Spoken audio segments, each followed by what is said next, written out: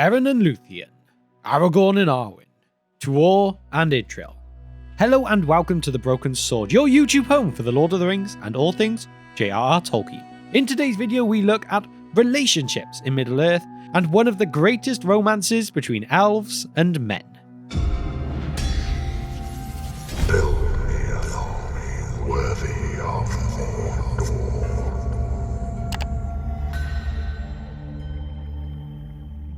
First things first, do not forget to drop a like on the video, subscribe to the channel, and all that great YouTube algorithm fighting stuff.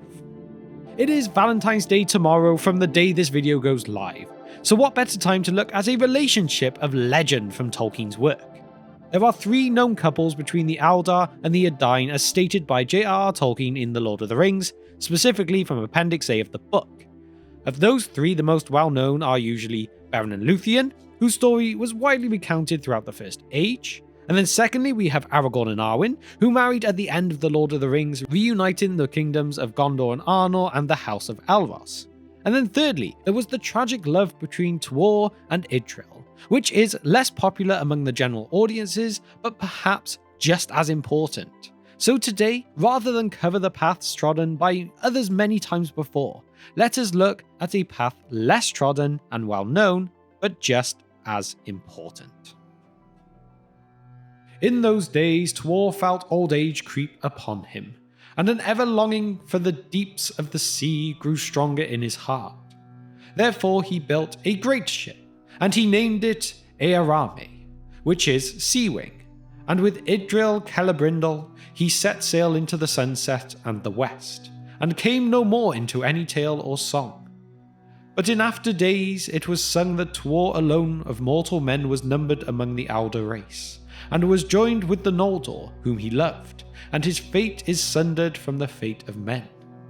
What we know shows us that Tuor is a hugely important figure, if only for the fact that he was personally chosen by the Valar Ulmo, the King of the Sea, to be his herald, whereas Idril was famous for her foresight and the digging of the escape out of Gondolin ere the fall of the great city through which the refugees were able to escape and journey to safer lands. Whereas the likes of Beren and Luthien is more well known, the partnership of Tuor and Idril is tragic in its own right and referenced directly by Professor Tolkien in letter 153 as published in the letters of J.R.R. Tolkien. Tuor weds Idril, the daughter of Turgon, king of Gondolin, and it is supposed, not stated, that he as an unique exception receives the elvish limited immortality. An exception either way. Immortality and mortality being the special gifts of God to the Eruhini, in whose conception and creation the Valar had no part at all, it must be assumed that no alteration of their fundamental kind could be affected by the Valar even in one case. The cases of Luthien and Tuor and the position of their descendants was a direct act of God. Idril the Farsighted might be more famous as the mother of the legendary Eärendil, father to Elros and Elrond. However, her life is more than the achievements of her children. Idril Celebrimbor was the daughter of King Turgon of Gondolin, the great hidden city. One of her more prominent and commented upon characteristics is her farsightedness. She had a hand in the governance of Gondolin, despite sometimes being ignored by her closest companions.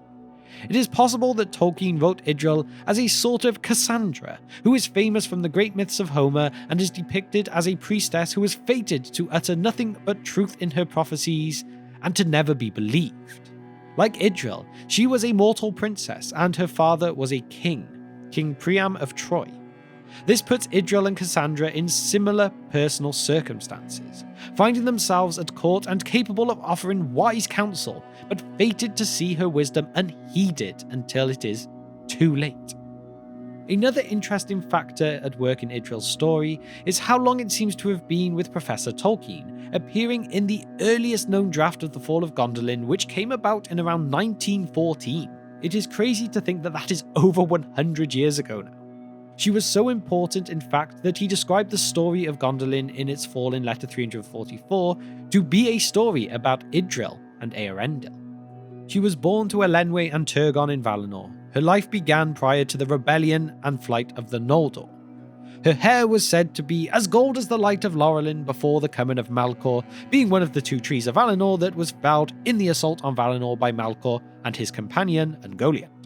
We also learn from the Silmarillion she was of great wisdom and of great stature, fairer than all the wonders of Gondolin and especially tall for an elf maiden. She was known to walk about the ardent greens of the Undying Lands without shoe coverings or hair coverings, which is how she came to be known by the name Silverfoot, or, as it is translated into Sindarin, Celebrimbor. Sadly, Idril suffered the loss of her mother during the crossing of the Halcaraxe after her people had been betrayed by Feanor after his people had stolen their ships. This crossing was too perilous and her mother could not make it, and afterwards, Turgon would harden his heart against Feanor and his sons. In the 11th chapter of the Peoples of Middle-earth, the Shibboleth of Feanor, it is revealed that Turgon almost died when he tried to save his wife, but failed. But he was able to save his daughter though. Forever after, Turgon was extremely protective over Idril. But if we fast forward a bit now, when Tuor arrives in Gondolin, he reveals that he has been sent by Ulmo, guided by the faithful Voronwë, who was a mariner of Gondolin. The Book of Lost Tales reveals that in the earliest draft of the story, it is stated, the strands of her fate were woven with his, even from that day. However, Turgon ended up rejecting the bidding of Ulmo, even against some of his wisest counsellors. Not that that stopped Idril speaking for Tuor herself. That connection was there immediately.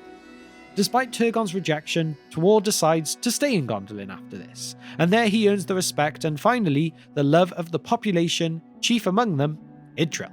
Much to the distress of Maeglin though, who would be a rival suitor for Idril.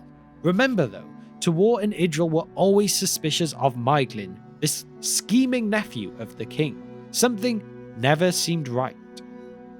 There comes a time when Tuor protests a planned escape route. After all, the chosen path of rocks are strong, and the progress is slow in coming.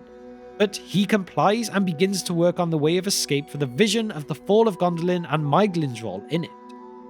As time goes on, the king becomes more relaxed in his guard, and the city delights in feasts and less about protecting themselves. Idril's depression comes and remains though, and still she sees, but still no one listens, and she continues to prepare for the worst and attempts to convince the king, her father, to assign Tuor command of a group of warriors, with their charge given to spread the word of the impending doom of Gondolin and keep those in the know abreast of the progress being made of their way of escape. Everyone seems to think that her paranoia and disquiet are unreasonable and even laugh at her, but regardless, they will give in to her demands in the end. She is of course right about Maeglin. In fact, by that point, Maeglin had already betrayed his people by giving the location of Gondolin to Malcor, a gift made to the Dark Lord in anticipation of what reward he would have in return. He wanted the throne of Gondolin, and of course, he wanted Idril too. When the city comes under siege, Idril takes it upon herself to protect her son, a certain Eärendil, living with the foreknowledge that Gondolin is soon to fall. At that moment, she and her son are dressed in chainmail. Despite this though, Maeglin broke into her home and assaulted the mother and child, but Idril fought on, and in Tolkien's words he says, "She fought, alone as she was, like a tigress." This delayed Maeglin's cruel designs until Tuor and his men arrived. Tuor wastes no time in casting Maeglin, this traitor and king betrayer, over the wall of the city and to his death. Interestingly, just as the Dark Elf Eöl had predicted many years before. Which of course, if you'd like to see our video on Eöl, please go and check that out on the channel. Idril used her gift of foresight and her natural will of strength and valor to save many of her people, scores who would have otherwise perished. Despite this, there are those among the foolish who refused her counsel and take the exact way of escape Idril feared might come to be known by the enemy.